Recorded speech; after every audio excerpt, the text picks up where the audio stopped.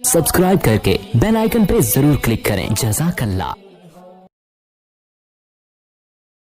Corona virus کی میت کا غسل اور کفن کیسے کریں؟ کورونا وائرس کی وجہ سے اگر کوئی مر جائے تو اس کی نماز جنازہ اور میت کو لہلانے کا کیا حکم ہوگا؟ نیز کیا میت کو غسل کی جگہ تیمم کرایا جا سکتا ہے؟ اس کا طریقہ کیا ہوگا؟ مبشر احمد اٹلی سے. وہ بڑے خطرناک کنٹری سے آپ نے سوال پوچھا بھائی. دیکھیں، جن ممالک میں پابندی ہے، بلکہ تقریباً سب ممالک میں پابندی لگ گئی ہے کہ کورونا وائرس سے اگر کسی کا انتقال ہوگا تو اس کی میت کو ورثہ کے حوالے نہیں کیا جائے گا، کیونکہ یہ بیماری پھیل رہی ہے، میت کے ذریعے بھی پھیل سکتی ہے. تو اس میں پاکستان کے بارے میں جہاں تک مجھے معلومات ہیں، اسلامی کنٹریز میں اس کو وہیں غسل دیا جاتا ہے اور پلاسٹک کے بیگ میں پیک کر دیا جاتا ہے.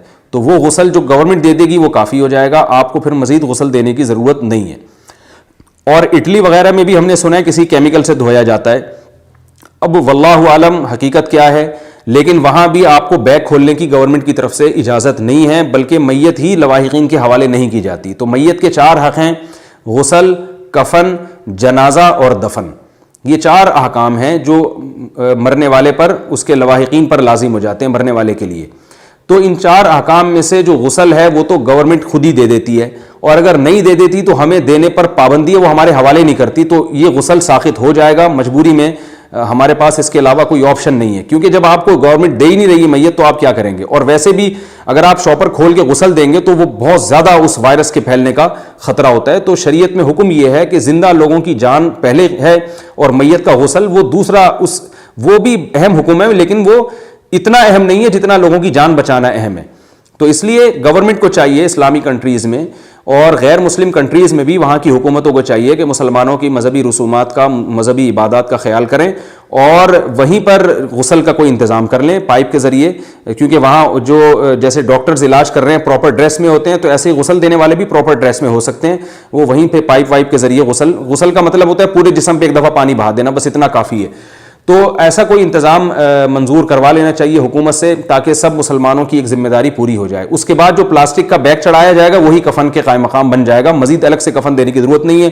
تیسرا درجہ رہ جائے گا نماز جنازہ کا. دفن تو گورنمنٹ کے افراد خود کر دیتے ہیں، اس کو رہ جائے گا مسئلہ جنازے کا. تو اگر دفن سے پہلے تابوت پہ جنازہ پڑھنے کی اجازت دے دی جائے تو جنازہ پڑھ لیں 2-4 افراد مل کے، اور اگر اس کی بھی اجازت نہ ملے تو قبر پہ بھی جنازہ پڑھنا مجبوری میں ثابت ہے. آپ صلی اللہ علیہ وسلم نے پڑھا ہے، تو 3 دن کے اندر آپ قبر پہ بھی جنازہ پڑھ سکتے ہیں. اللہ تعالیٰ سے دعا مانگنی چاہیے کہ ہمارے ملک میں یہ حالات پیدا ہونے سے پہلے ہماری قوم سدھر جائے اور احتیاطی تدبیروں پہ عمل کرنا شروع کر لے. اور اصل بات تو یہ کہ یہ اللہ کا عذاب ہے، عذاب میں ہمیں توبہ کرنے کی زیادہ ضرورت ہے. ہمیں اللہ گناہوں سے توبہ کی توفیق عطا فرمائے. مرنا تو ہے، آج نہیں تو کل تو مریں گے، تو توبہ کے ساتھ جو زندگی ہے، توبہ کا غسل اگر ہمیں زندگی میں مل گیا تو بے شک بعد میں پانی والا غسل نہ بھی ملے اتنا بڑا مسئلہ نہیں ہے. لیکن یاد رکھیں اگر دنیا میں ہم نے گناہوں سے توبہ کا غسل نہیں کیا تو پھر بعد میں ہمیں چاہے آب زمزم سے بھی نہلایا جائے تو یہ قیامت کے دن یہ چیز بخشش کا ذریعہ شاید نہ بنے. تو گناہوں سے توبہ کا جو غسل ہے نا، اس کو زیادہ فوکس کرنے کی ضرورت ہے.